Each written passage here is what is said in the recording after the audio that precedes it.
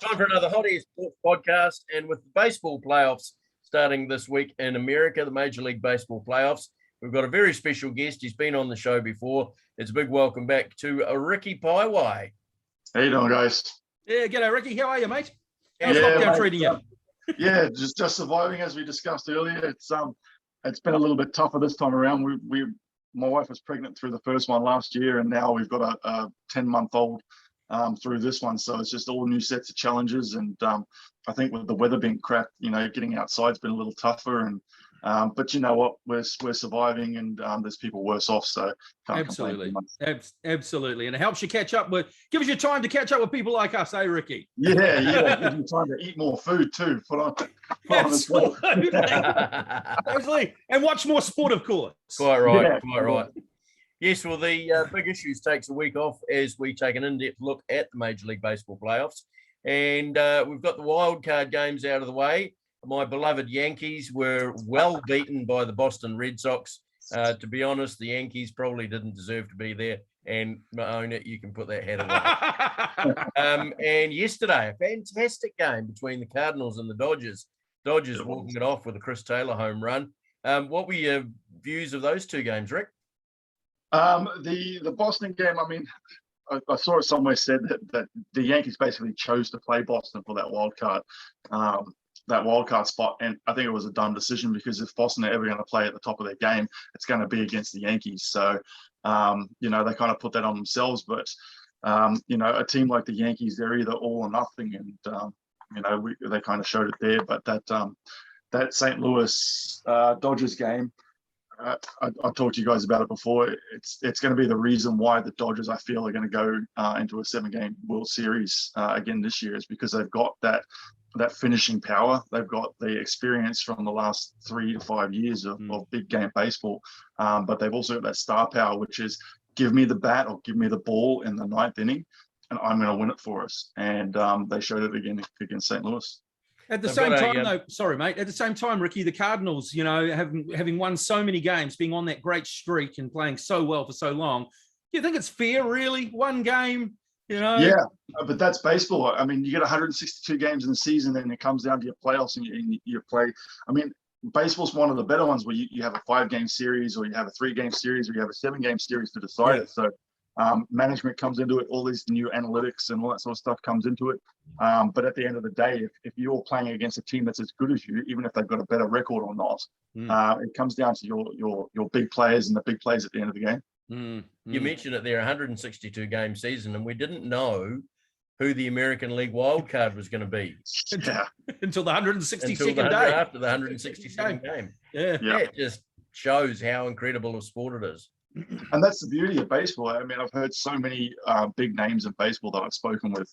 Their favorite part about baseball is, you've got to play the whole 9 innings. You can't score 10 runs in the first inning and then rest on your laurels for the rest of the game, because every single pitch, every single strike, every single hit, the game can turn. So that's what makes baseball such an amazing game. And it's also why it kind of hurts me to see them trying to change the rules so much to make it appeal to a younger audience with this short attention span generation. Is you've got such a beautiful game already. Why are you trying to fix it? We should be trying to fix that generation as opposed to fix such an amazing game. Yeah, well, I mean, totally different sport, but Michael Holding, the great West Indian fast bowler, who's just recently announced his retirement from commentating, never commentated a single game of T20 in his career, because he said it's not cricket. And that's what the authorities are trying to do with baseball too, isn't it? They're, 7-inning games, pace of play, speed it up. Come on, can't visit the mound as often, all that sort of stuff. The pace of play stuff, I've got no issue with that, because you're still going to make your money, and you've still got to do what's best for the fan. But when you change, like baseball, when you break it down and you look at the rules that were set 100 years ago, and they're playing by them now, it's perfect. You have to hit the ball perfectly at a perfect angle to get it to go out of the park. Where the players' position is just perfect to be able to get it by them, but also you've got to work for it. Pitching distance, I mean, the reaction time to get a hit, it's perfect enough to keep that game in a level playing field for both teams. If you start changing that, like taking the pitching rubber back another foot, you're going to start hurting guys. You're going to start seeing more hits, more home runs, and it's going to become more of an offense game than an even defense versus offense game. Sure, but just to play the devil's advocate a little bit here, guys, hasn't baseball been changing anyway? Over the last 20, 30 years, we've seen, the home runs being hit, all that sort of thing. And then obviously with the changes in the field, they've got the shifts on and all that sort of thing. Isn't that a natural sort of thing for the game to sort of evolve? I know what you're saying, Ricky, don't change the rules so much. Yeah. But doesn't the game naturally evolve itself anyway?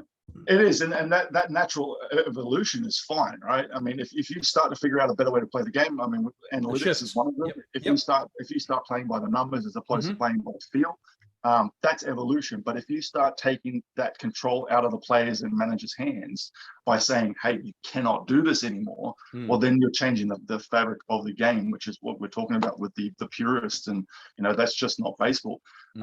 You can't tell me that baseball's struggling for viewership when you're still throwing 25,000 people in 162 games in a season. Yeah, that's crazy to me. Absolutely. Anyway, we're down to the division series now. We've got the Red Sox taking on the AL East winners Tampa Bay. Central winners Chicago White Sox are playing the cheating Houston Astros. And in the National League, the Dodgers face West champion San Francisco Giants. That's going to be a hell of a matchup, isn't it? And I think that's going to be better. Brewers take on the Braves. But yeah, Giants, Dodgers, what a series that's going to be. Yeah, if you're going to watch a series and you're new to baseball, that's going to be the one to watch. You've got the winningest team in baseball versus, the World Series reigning champs, who, like I said, they've got that star power and that experience. So you've got a winning team and you've got a team with experience. They hate each other with a passion. You're going to have fan influence. I mean, that's a big key for the Yankees. And their game, whenever it comes to LA versus San Fran, the fans play a part in how well a team does. This is the Yankees Red Sox of the West Coast, isn't it? It is, absolutely. It doesn't get the hype, but given both teams are from actually New York, so I mean this rivalry has gone back over 100 years. Yeah, and it's a really cool thing in sports when you get a rivalry and I mean, I know football, the rivalries can be a little bit more hectic off the field, but it plays a lot in a game that's relatively slower and more of a chess match.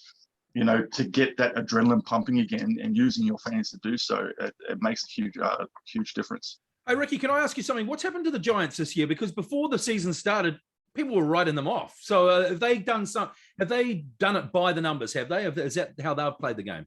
I don't know specifically. I haven't followed. I'm not a big Giants fan. I don't like them. I'm a San Diego. I play for San Diego. So I hate North Cal teams. But I think if you want to chalk it down to anything and kind of looking at what they've done, you've got to look inside the clubhouse. If you talk to any good manager, they'll tell you that a winning team starts in the clubhouse. You can run the numbers after that. You can run the trainings. You can do play the game as best you can. But if that team doesn't gel together, you're not going to have a lot of success. So, you put a team together that gels well together in the clubhouse and then out on the field, you're going to get a lot better outcomes. Yeah, it's similar to the Tampa Bay setup, isn't it? The Giants.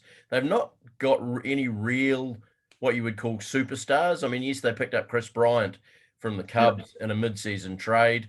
I mean, one of their hottest starting pitcher this year, Kevin Gausman, has basically had a failed career at Baltimore. He was terrible over there. Yeah, and that's exactly it. And you see that when you get players traded that were stars or were good, or they were terrible, and they get traded, and all of a sudden they meet a manager or an assistant coach who just understands them a little bit better and tweaks something and gives them that confidence. Confidence is huge in baseball. You could be the best pitcher in the world. You could be Shohei Ohtani and have a season like you did last year. But if you get a hitch in your swing or you can't grip the ball just right, you start to play that mental game inside yourself. And as soon as you start to doubt yourself, you're out of it. You have a struggle. So I think that'll play a huge part is the coaching staff and it could be the players that he's playing with as well. He could just be more relaxed. Yeah, let's go through the other division series. Red Sox and Tampa. Who have you got in that one? Oh, Tampa, easy. I think Red Sox are lucky to be there. Tampa are a winning team, and I think they've got the goods to at least make it past this series. I think they're going to struggle with Houston if they see them. But I've got Okay. Tampa. Bay. Tampa Bay. And they're doing it all on a $60 million payroll. Yeah, and we've seen The teams third do it lowest. before. Yeah, and they've done it before themselves. So, you know, they've obviously got a winning recipe, and they figured it out. And yeah, I don't see Boston really giving them too much trouble. The other one in the American League has actually got underway this morning, the White Sox and the Houston Astros.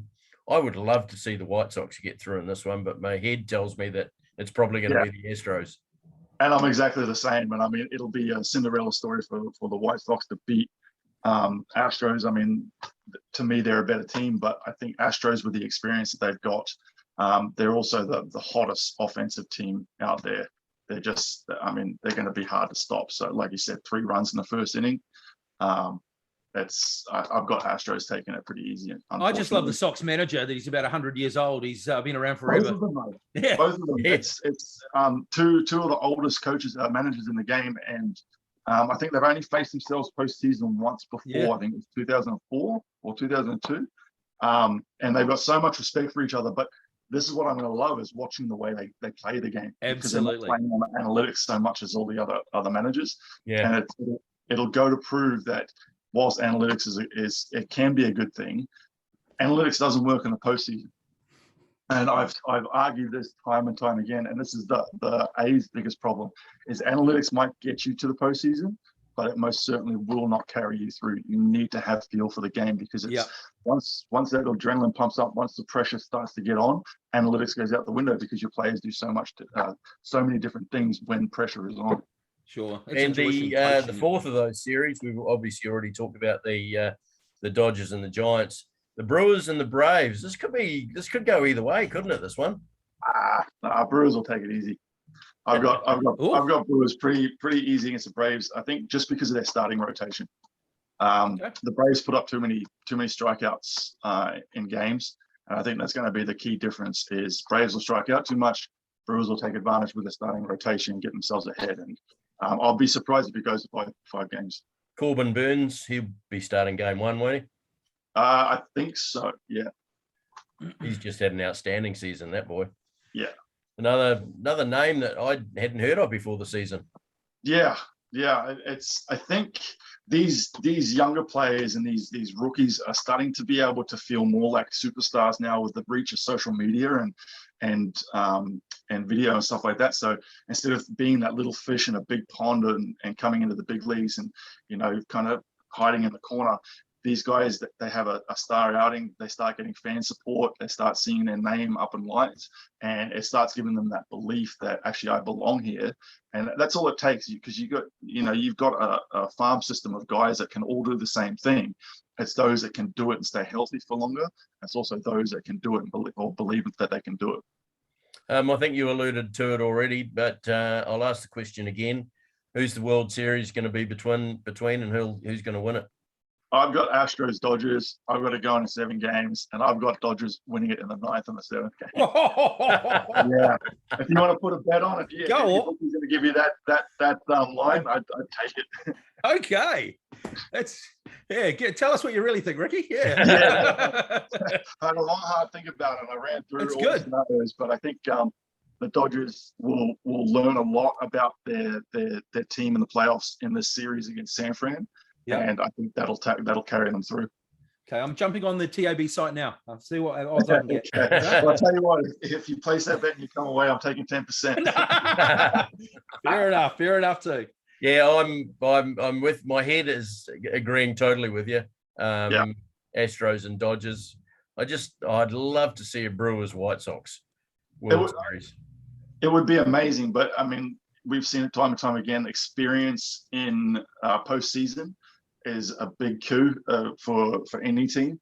I think the times that any team's got through without that postseason experience, it's been because they've had a 5-year run with the same roster, or pretty much 80% of the same roster.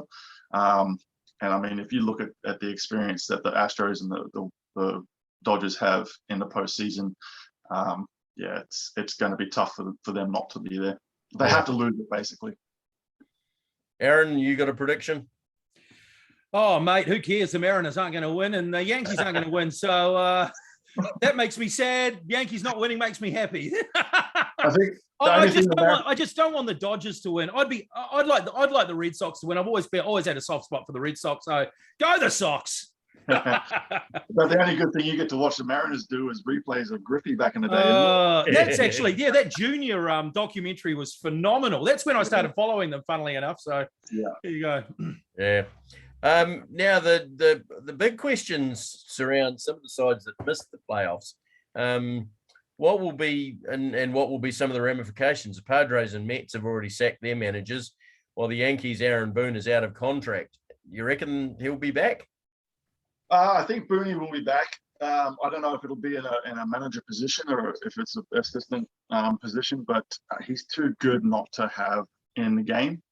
It all depends on circumstances around what his season was and how he behaved with head office. As far as other teams that kind of didn't, it's Padres. They need somebody that can control their two stars. I've just gone blank on the names. Yeah, Tatis Machado.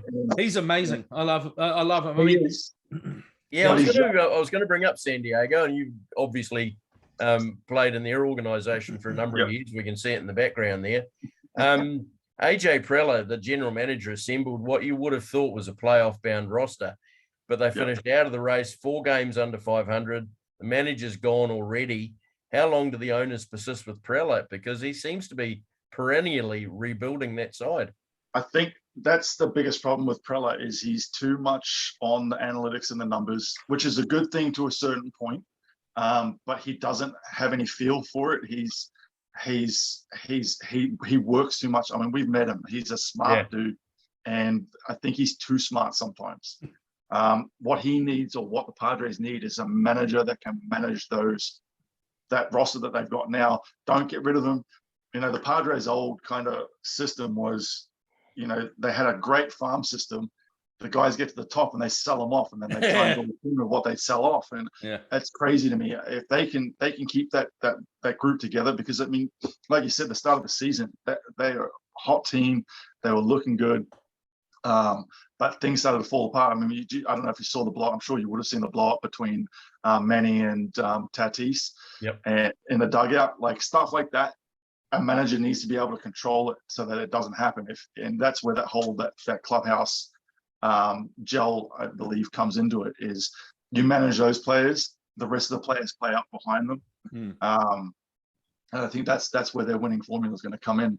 But chopping and changing. Anytime something fails once, you're going to get stuck down a sinkhole, really. And we've seen that with other teams as well. Hey, we've seen it. Hey, Macca, what's the score? Sorry, mate. Macca, what's the score in the Astros-White Sox game? Because I've just gone on the TAB, and the White Sox are now paying $16 to win. So what's the score? 5-0. 5-0. Okay, $16. I'm not taking any of that. Yeah, they won't win this game, but I'm picking this series will go at least 4 games. I'm sure the White Sox will win at least one.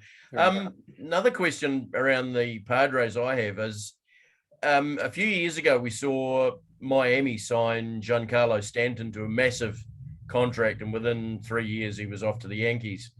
Is the same going to happen with Tatis? Not necessarily to the Yankees, but to someone like the Dodgers or it better not. I don't know if he'll go to a team that'll make him cut his dreads off. But if you look at the history of the Padres, I don't see him sticking around. I'm not sticking around. I don't see him staying there. I see him being used as another bargaining chip for them to start playing that game. But I guess it'll all depend on if Preller's still there, and if ownership come up with a new GM who's going to work to build the team they have rather than rebuild. But yeah, I mean, what happened with Stanton? That was ridiculous, that deal. For such a nowhere team, really. And whether they used that and that was the plan the whole time, I don't know. But yeah, I don't know. I think it's hard to say, but if Padres get rid of him, I think it's the stupidest thing in the world. Well, mate, baseball with its wheeling and dealing, it must be the biggest sport for wheeling and dealing. I mean, all the other sports I mean, as far as transfer fees, British football, all that, the fees are astronomical. Yeah, but I cannot believe baseball. Yes, okay, they've given up this player, a couple of draft picks, a bit of money. It's like they do these massive exchanges for money, draft picks, players, and it just seems crazy to me. There's some teams that just never seem to really want to win. They just want to make money, I guess.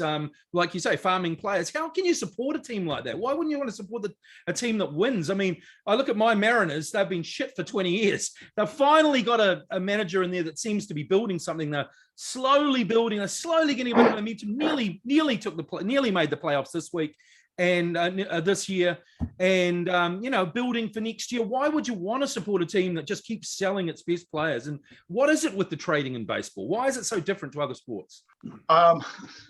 You were cutting in and out there. Oh, sorry. No, it was my fault. Somebody's turned on a Bluetooth device that's connected to my phone. It's so it might be the wife in the car, but I think in terms of the trading and the way all that works, that's a legacy system. It's just the way that things have been done. I think some teams think that they're smarter than they are sometimes. Some owners, play puppet strings on their GMs because all they want to do is make money. They're not really concerned about wins. It's also because there is the freedom to do all of these sort of things, and sometimes you're playing to win in 5 years, sometimes you're playing to win this year. It makes it such a complicated and intricate system that's what ends up happening is you just start seeing all this crazy stuff happening. But I mean, I don't know if you've ever seen basketball and how they depict it, and that was around baseball and what they're able to do there. But I think there's also a beauty of it too. If you look at you see guys that you think are washed up and they're old and they get traded on a 2-year deal to somewhere, and that they score 5 top prospects for them, and then they go and have a breakout season, end up having 5 more years left. So there is beauty to it. I mean, when you look at baseball's statistics in terms of the percentages of people that make it there and how long they stay there, I think it's something like 6% of professional ball players that sign a contract with an MLB team make it to the big leagues, and something like 4.7% of them manage to stay there for longer than a year. Wow. That's why the trading becomes so big, is because one, you got 162 game season plus another however many in the postseason. You got to stay healthy. You got to make sure that your roster is good enough for those 162 games, then for the playoffs. And so, and then you're obviously thinking about next year and the year after, and of course, exactly. So you've got to look at your 6 levels of affiliated ball in your farm system and go, okay, when's this guy going to get there? When's he going to get there? What do we expect him to do? I don't envy a baseball GM at all. I tell you, like I would love to have done it, but mate, I probably would have shot myself after 3 weeks. Yeah, and I mean don't do that, Ricky. Don't do that. No, I wouldn't. But I can only talk about the Yankees because that's the team that I follow. But they're in a situation like that now with shortstop being a problem position. Gleyber Torres just hasn't worked out there. He's a far better second base than he is a shortstop. Do they suck it up and pay a Corey Seager or a Carlos Correa when they've got 2 young up-and-coming studs who they reckon are about 2 years away? Or do they sign a Marcus Semien on a 2-year deal? No, I think they should wait it out. I mean, someone like Gleyber Torres is going to catch fire at some point. I think the problem with the Yankees is they need to change their model. No facial hair, clean cut, this and that. That's so outdated today. Like, and with the way that the world's gone in terms of acceptance and individuality and all that sort of stuff, that you're going to have these younger players that you're expecting to be your superstars, but you're handcuffing them to not be themselves. And I think that's really going to hurt the Yankees if they don't look at changing that model. But in saying that, I think leave them there, maybe flip-flop a couple of players around, see what works. But I think they need to realize that the captain came up through their farm system. He was somebody that they knew was going to do well. He was somebody that ended up taking God knows how many World Series. And I think they need to stop playing the let's buy stars, hope to win this year, and let's build a team that's going to be another legacy team for New York.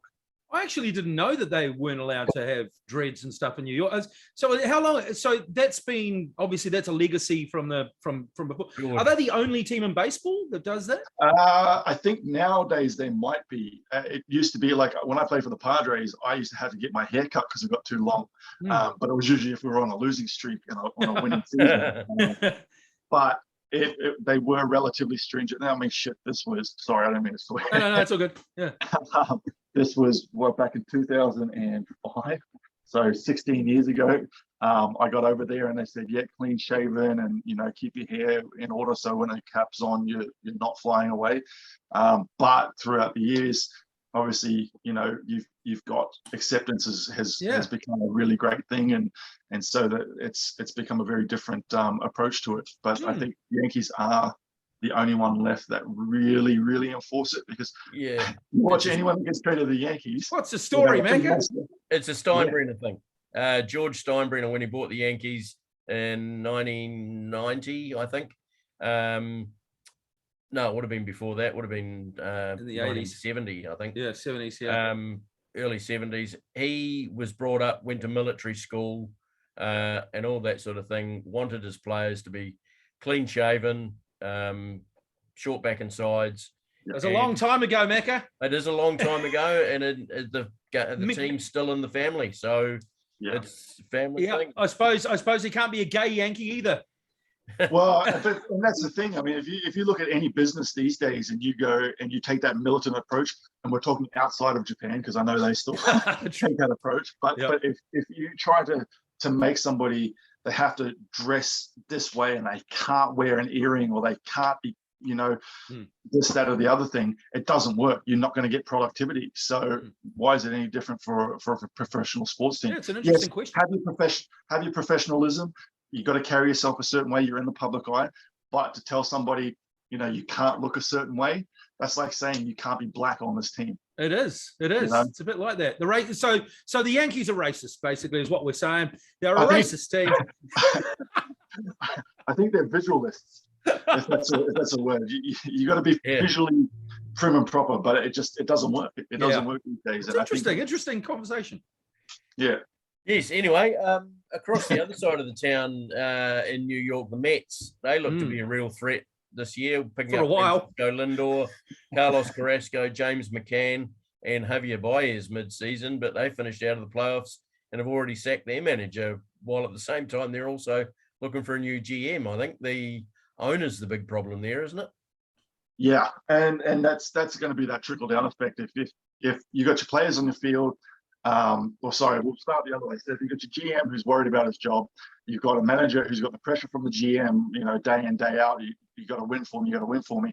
That manager's feeling the pressure. He's not worried so much about his players. He's more worried about his job and winning.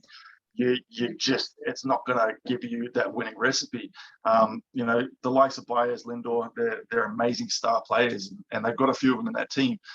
But if that clubhouse doesn't feel good when you get there in the morning, you've got your rookies that are going to struggle to perform because they're not going to have the belief, because they don't have the support. That support trickles down all the way through the team as well. So you've got your leaders that aren't feeling it from the coaches, then aren't feeding it down to the rookies. And I think that's where the Mets kind of fell apart this year. And then you got a guy giving the fingers to the crowd, which didn't help things either, did it? No. Comes down. Yeah, the cameras catch everything these days. That's right. He gave it that, didn't he? Yeah. That was crazy. Yeah, that didn't work too well. But the Mets, they just haven't been able to put it together, have they, for a long, long time? They look good at the beginning of the season. They look real good. And they've got a roster. They've got a great mind you, their pitching. They did lose a lot of pitchers. Jake DeGrom got injured. And then so maybe it's their pitching. I don't know. But they've got a roster. They've surely got a roster. Yeah, it's also tough to know that you're the second best team in the city as well. Like, especially in terms of fan support. When hey, we're kind of like consolation prize for the other side in New York here, and you don't have that drive. But I mean, if they can get on a winning run, they can get that gel through. They can start feeling that success. They could do anything. They could definitely go to the postseason. Absolutely. So hopefully next year the off season they spend some time focusing on working on the team, working on the way they handle each other, I think they've got a chance. Yeah, I think they need to work a bit on the organisation outside of the team as well. Now, I know this is a question that Aaron quite often pops up with every now and then, and it's about the teams that come the trade deadline are right out of the picture, and so they sell off all their players, like the Cubs did, the Nationals did. Oh, the Cubs this year. What the hell? It's just weird. Rizzo, gone. Get rid of him, gone. Just no one left. Yeah, and that's that thing. We don't know what they're doing in their farm system. We don't know what their plans are for the next 5 years. It just seems crazy, though, from the outside looking in. You know, they've got these guys. The Cubs finally won a World Series. You know, they've got a team, and then they sell off the players. It's just they're not going to be there for another 100 years. You got to remember, it's hard to win a World Series. So if you're expecting to win one every year and you're trying to win one every year, you're going to fail. So if you go, okay, here's our 3-year plan, here's our 5-year plan, here's our 10-year plan, and you say, okay, the next 2 years are a write-off. We're going to restructure, rebuild. You know, give these guys that are on these big contracts and our big star players an opportunity to go somewhere where they can win, because we're not looking to win these next couple of years. Those could be the conversations they're having. You know, they might have said to Rizzo, hey, do you want to stick with us and kind of, you know, help our guys out, or do you want to go somewhere to finish? It could have been a lifestyle choice. Oh, my wife wants to move to Texas, so I'm going to go play for the Rangers or something like that. So there's all sorts of different things that go on with this kind of stuff. And so whilst it looks crazy to us, there's a grand plan behind them, billions of dollars, and you know, hoping that they win one every 15 years. Okay, so we've pretty much covered off the playoffs and the teams that didn't make it. Back on our shores, are you still kicking around a baseball field over the summer? If we get out of COVID, if we're allowed out of the house again. I'm not, unfortunately. I don't know if you guys have had this conversation with anyone before or heard this conversation, but baseball is a game of love. Like it's you fall in love with it. You don't just like it. You don't just teeter with it. You fall in love with it. I got bit when I was 4 years old. Actually, probably earlier. I was running around the fields with mum and dad playing softball and baseball. And you know, spending 8 or 14 years, you know, without a season off, then signing a professional contract, going and playing professional baseball, then coming back and trying to get back into professional baseball, then coming over and doing the thing I did here with Baseball New Zealand. I've had that love-hate relationship with it, where, you know, the professional career went, hated it, didn't even want to watch the game. I just couldn't stand it because I felt like I was betrayed by the game, or I was let down by the game. Which is a selfish feeling, and it was completely unjustified, but that's how it felt. And then I got back into it with Baseball New Zealand. We got the Tuatara up and running, and then kind of had a bit of a break from baseball and Baseball New Zealand there that created that love-hate, that hate again, which was that bitterness of I'm not on the field anymore. I can't play. My shoulder's done. My elbow's done. I'd love to commentate and all that sort of stuff, but we've not had baseball for the last couple of seasons because of COVID. So, yeah, I've not been on a baseball field. I'm golfing now. Like that's good man. Juices flowing. I'm contemplating doing some podcasting, vlogging, where I talk to ex-professional athletes who have gotten into golf to keep that competitive edge or competitiveness in their spirit, because I recently found out that a big issue with athletes and professional athletes when they finish up is that you create a serotonin supply from competitive sports and being athletic and exercising to the level that professional athletes do, that you can't actually access once you've finished playing competitive sports and being active to that level, and therefore you've got to try and find something to replace it. So I know mental health, especially men's mental health in New Zealand, is a big problem.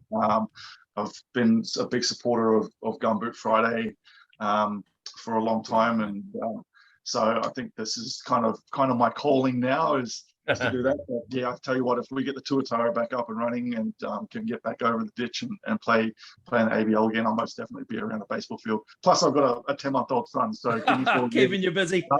And my time is done. I'll be running around with kit bags and all of that. Yep, you sure will. Ricky, it's been fantastic. It's been so good, Ricky. Awesome. Thank you very much for your time. we might get you back after the playoffs to go over that Astros Dodgers World Series, if that's what it is. So yeah, once again, thanks very much, and we'll catch up with you soon. Appreciate it, guys. Hey, you guys take care of yourselves. It's awesome to talk to you both also.